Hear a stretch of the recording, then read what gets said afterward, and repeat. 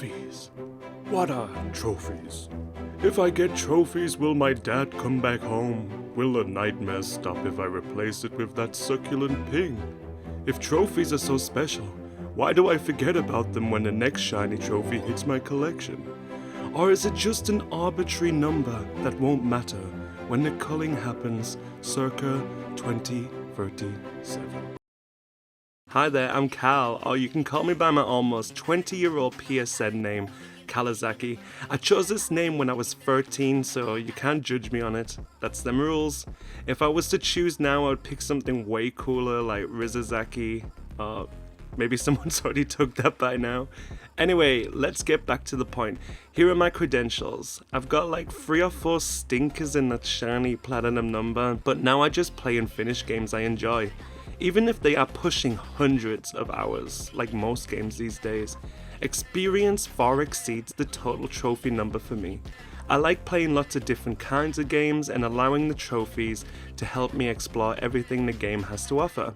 So today, I've put together a list of 10 games. The games I chose are games that I've played and achieved the platinum for. If there's a game you expected to see here, then you can leave a very thought out YouTube comment. Just to reiterate, these are games I enjoyed and maybe have some nostalgia for. That makes them special to me. But the most important thing is that they are memorable to me. So let's get into this. 10. Dead Rising 2.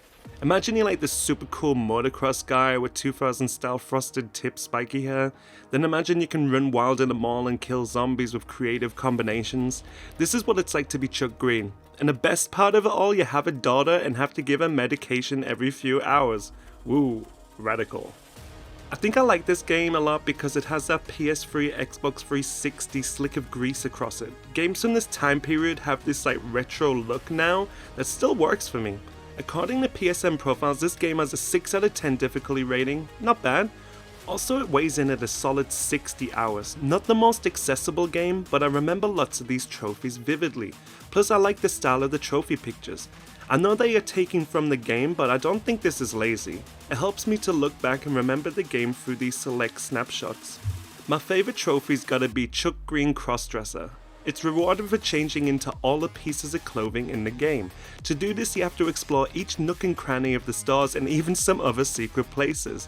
Trophies like this are great because they are not too challenging and they get you to explore parts of the game you probably wouldn't have. The most unique trophy I think is the duct tape for the win. It's rewarded for creating all the combo weapons in the game. The reason I picked this one is because it gets you to experiment with all of the different combinations of weapons. This is one of the best and most fun parts of the game. There are so many great weapons you can make.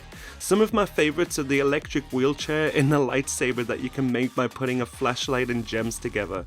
It makes no sense, but it's fun, and I feel no game has ever replicated the fun of combo weapons since, and many games have tried. The most challenging trophy is the Zombie Genocide Master. It's rewarded for killing 72,000 zombies. I've platinumed this game twice now. Once you know what you were doing, this isn't too challenging, it's just a bit mind-numbing. Constantly mowing down zombies in a Humvee for hours, and yes, the Humvee breaks down every so often, and you gotta reset and enter a loading screen for it to spawn again, so yeah, a little bit tedious. This never happened to me, but I also heard others saying their game crashed during this. This is a pain because in Dead Rising 2, you have to manually save, so you lose a lot of progress. Unfortunately, there are a bunch of online trophies and they're a bit RNG. You have to win each online minigame and it requires you to keep playing matches until you A, match with people you can comfortably beat, and B, find the minigames you need to win. I'm not the biggest fan of online trophies, but this did not get in the way of my enjoyment of the game. I highly recommend this game. I love it so much. I think it hits in all the right places for me. I like the level up system because you are rewarded for playing and it feels like you are getting stronger each playthrough and the game plays a bit differently. I like the progression and the setting. The trophies are mostly fun too. I recommend getting the platinum for this game. The game I put in 9th place is Knockoutcity.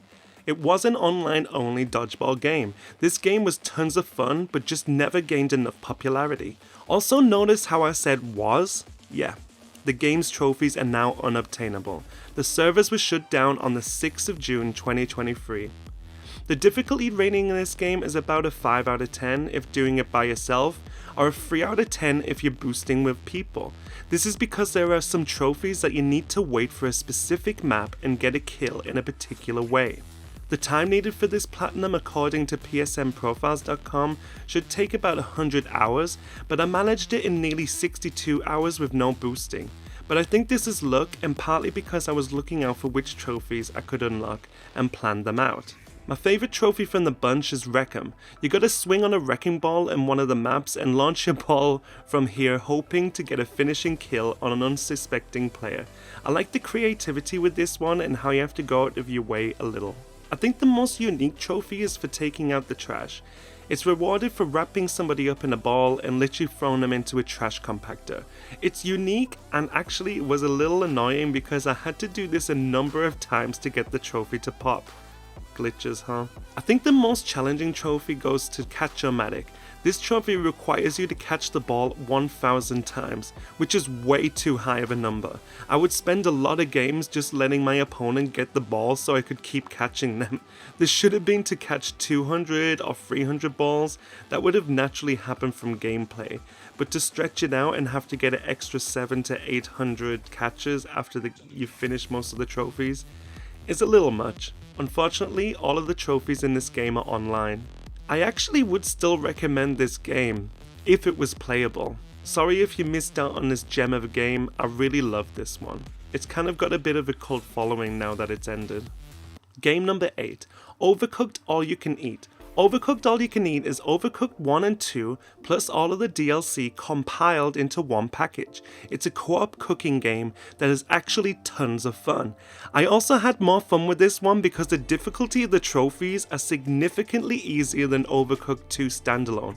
So this is just a fun game that you can platinum with a good friend and not get too stressed out with each other. The difficulty for this is, I would only say like a 3 out of 10 rating. It's really not bad at all. It is also a very quick platinum because you will be having fun with this 15-hour game. Time will fly with this one. My favourite trophies from this game are for petting Kevin the dog. These ones are the most memorable because me and my girlfriend would fight to pet the dog. It's a bit of silly fun because you can push each other away from the dog. I think the most unique trophy is the Back in My Day trophy. It's basically the developers making fun of you for trying to use a mechanic exclusive to the second game in the series. There's not really any challenging trophies in this iteration of the game. If I had to choose one, it's Bangers and Trash. It challenges you to throw 99 items into the bin. This will not happen through natural gameplay if playing for the 15 hours. It's just a bit tedious picking up tomato after tomato to just dump it limp-handedly into the bin. Also good news for this game, you can do all of the trophies online or offline. The game is perfect for couch co-op though. I actually recommend this game very highly, probably one of the highest on the list. For trophy hunters or for any level of gamers really, it's just great fun and has something for everybody. IGN review. I love Burnout as a series, and Paradise specifically is so nostalgic for me. If you have not played a Burnout game, then start with this one. It's a fantastic open world racing game where you get rewarded for murdering the other racers. Even to unlock new cars, you have to murder the current driver to claim the car. Kinda like that Tim Allen Santa Claus movie where he accidentally kills Santa and takes the mantle. That's the best way I could compare it. According to PSN profiles, this game is a 3 out of 10. I think it was a little harder than this because of the bugginess of some of the trophies. The time needed is around 15 hours for the platinum, and every minute of it was a joy. It never gets old to hear, "Take me down to the Paradise City." It's a banger, and it will play multiple times during your playthrough. My favourite trophy was smashing through 60 billboards around the open world. This is fun because this was only 50% of the billboards on the map, so you didn't have to grind this out at all, and it was fun to do. Other racing games have done this since Burnout Paradise, but nothing matches the original. I think the most unique trophy, even to today's standards, is Send a Mugshot or Smugshot. You have to have a USB camera connected to the PS3, then wait for someone online to smash into you, and you get an opportunity to pull a dumb face and send it directly to them. This is such a funny idea, but I don't think we'll be seeing anything like this trophy again in games anytime soon. The most challenging trophy, as I remember, is to get another 7 people online to all meet inside the walls of the baseball stadium.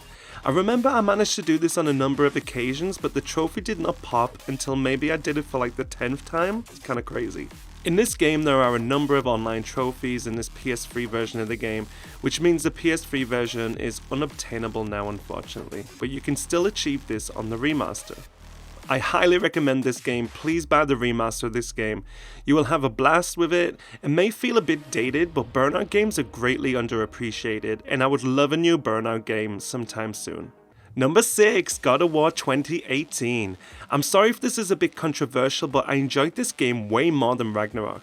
I love Ragnarok too, but when thinking back to this game, it's way more memorable to me than its predecessor. If you've not played this game and you own a PS4, PS5 or even a PC, then what are you waiting for? The difficulty for God of War Platinum is about 4 to 10. I agree with that. It also requires around 40 hours to get this done. I got it at 35 hours and 21 minutes though, that's not too bad. I'm sorry if I'm killing this pronunciation, but I love visiting the Jotnar shrines and getting the Truth Trophy. These shrines actually give more lore and hint towards the game's ending. It was fun to learn about this new world for Kratos. The most unique trophy was actually hard to choose, but my train of thought was that God of War games are usually known for making you kill literally everything on screen all the time. For once we get the chance to kill enemies, but with the main goal being saving dragons from captivity. It was unique for a God of War game, so Dangerous Skies is my choice for most unique trophy. I think you all know which trophy I'm going to pick for most challenging. It's the Chooser of the Slain. This pits you against some of the toughest bosses in the game. It's the Valkyries. You can change the difficulty to make this go smoother, but please try on at least normal difficulty. It's very rewarding when you finally beat them all. It's a God of War game, so there's no online trophies, thank God. If this was the PS3 era, we might have seen an online mode. We need more single player games, even to this day. This has been a common thing people have argued about. Would I recommend this game to people? Yes, I love this game, definitely play it. I'm sure it was given away on PSN subscription at some point, so check your library. If you have this, get playing it this weekend. And also, if you have any of the other God of War games, what are you literally waiting for? They're all pretty great. Even the PSP ones I love. God of War 3 is fantastic too. Number 5. Yes, I included a Dragonballz game, and it's not Kakarot, Sparkingzero, or Fighter Z. The reason I chose this is because I loved the Budokai games as a kid, and getting to revisit these games and earn trophies at the same time hit all those happy nostalgia nerve endings in my brain. Although this collection is annoying because it's missing Budokai 2, I still had a great time with this one. The difficulty for this game is about a 4 to 10. I guess most of my games I picked were relatively easy ones. Probably another reason why I have such fond memory of these games. It only takes about 10 hours for this platinum. I wish it was 2 trophy lists for the 2 games on the disc. In an ideal world, it would have been one for Budokai 1, 2, and 3. But you know, at least this game got released and didn't get stuck on the PS2. My favorite trophy is the platinum for this game because I get to add Super Saiyan 4 Goku to my trophy list. I love this character design so much. I know that's pretty controversial, but I don't care. Me, monkey man, who love pink monkey man. To be honest, about the unique trophy, I struggled in this game. There are not many unique trophies in this game. I went for the Budokai Legend of Hercule trophy because they choose to highlight this hidden mode in the game. I don't know why, there would have been plenty of other things to give trophies to, but Hercule got it. Most challenging trophy. All of these trophies are pretty easy in this game. The only one that might give you a challenge is winning the Cell games, unlocking the Budokai Free Cell Game Champion trophy. I would only say this is quite difficult if you've never played these games before or fighting games in general, but this should be a breeze. In this game there's no online trophies, just wonderful single player action. Would I recommend the game? I don't actually recommend this game, unless you have nostalgia for it and played them on the PS2. This is because I think there are far better Dragon Ball Z games on current gen consoles right now, but this is my list and my nostalgia, so sorry.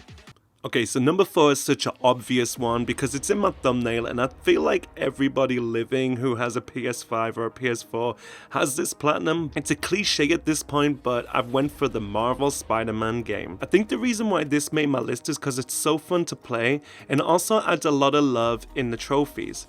It makes you 100% the game, taking in everything this wonderful game has to offer. I hope that one day we get some old Spider-Man games with trophy support.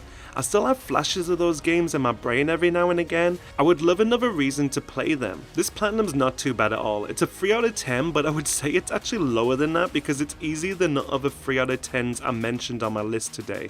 The time needed for this Platinum is about 25 hours, but I logged double that. I think that's because I did the DLC too, and I just took my time with this game and soaked in everything it has to offer. Just swinging through the streets can just be a fun experience. My favorite trophy is the I Heart Manhattan trophy, because I like trophies that make me experience all the game has to offer.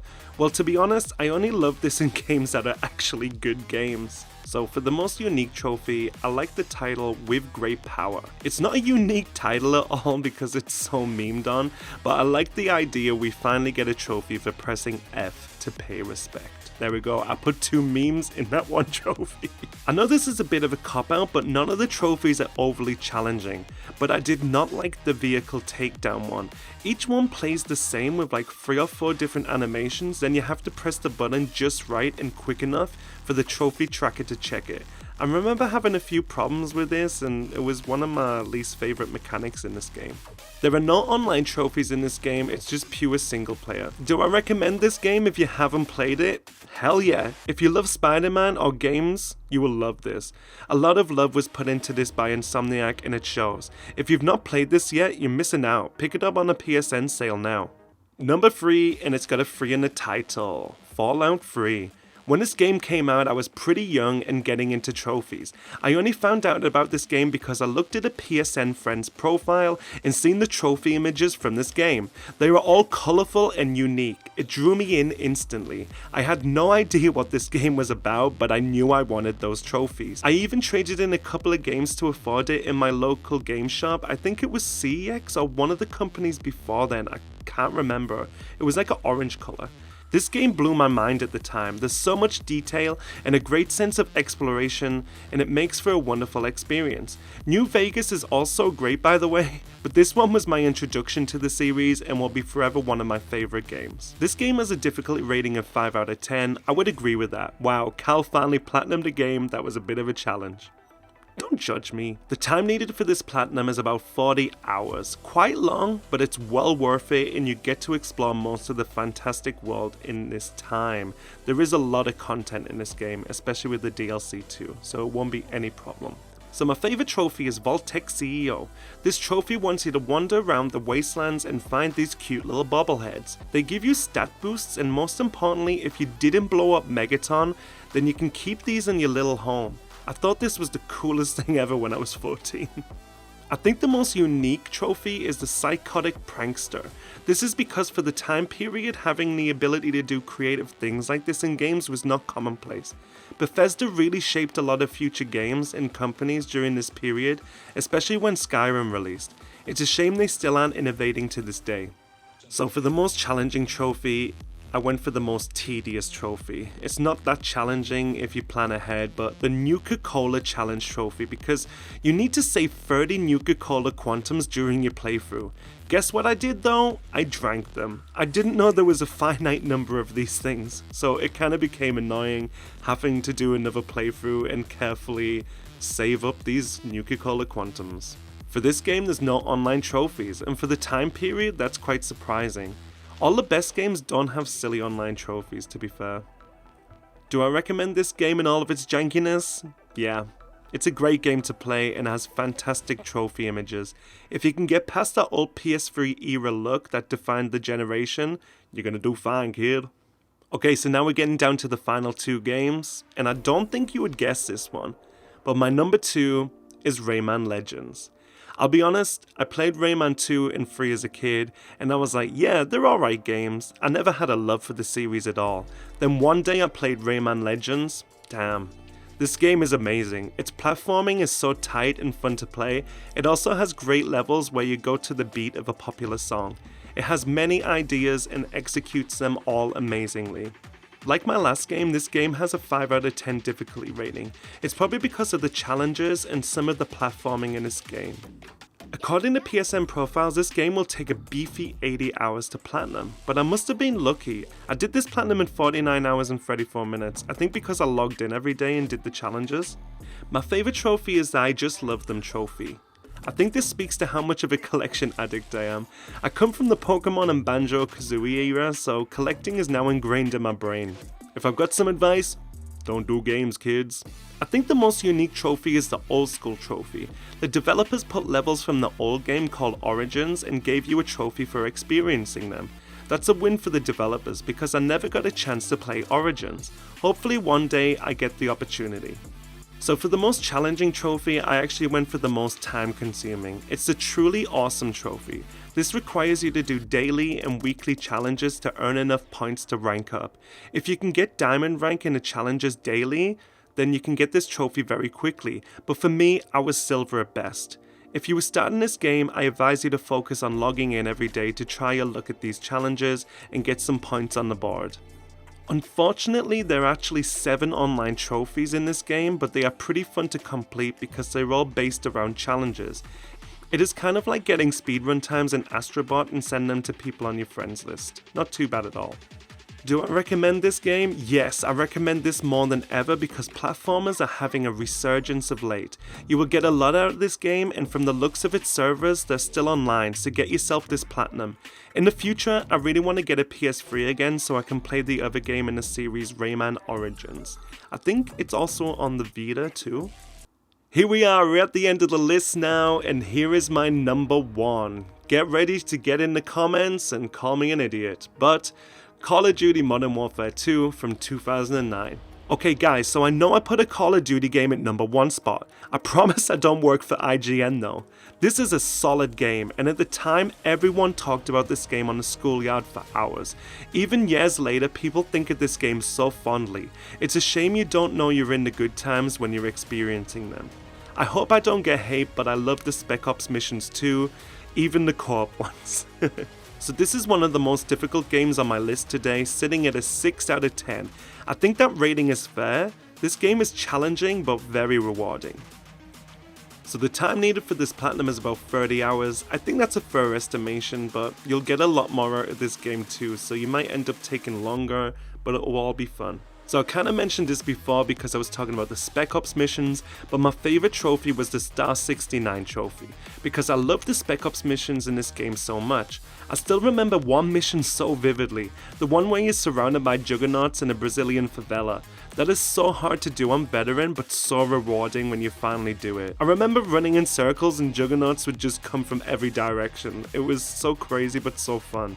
I think the most unique trophy is the Knock Knock trophy. This is for killing 4 enemies with 4 shots while doing a slow-mo breach. These slow-mo breaches are great to experience, and no game has ever done this well since.